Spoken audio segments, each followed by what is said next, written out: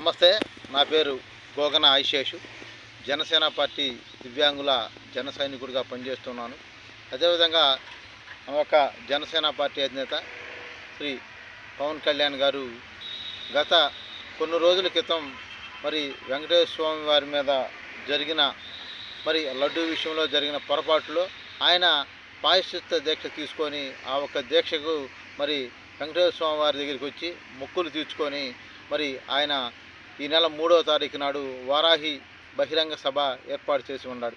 ఈ ఒక వారాహి బహిరంగ సభలో మన ఒక సనాతన ధర్మాన్ని కాపాడుకోవాలి, మనందరం కూడా ఐకమత్యంగా ఉండాలి, పక్క ధర్మాలను గౌరవిస్తూ మన ఒక సనాతన ధర్మాన్ని కాపాడుకోవాలని చెప్పి ఆయన తెలియజేస్తే ఆ విషయం మీద రాష్ట్రంలో ఉన్న అనేక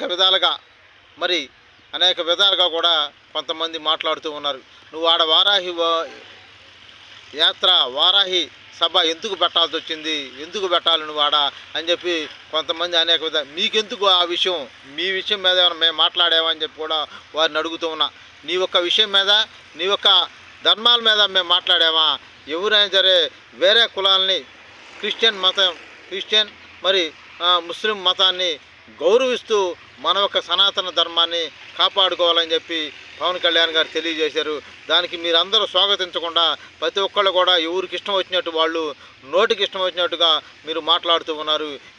మీరు మాట్లాడిన మాటనే భగవంతుడే మీకు శిక్షేస్తాడని చెప్పి కూడా మరీ తెలియజేస్తూ ఉన్నా.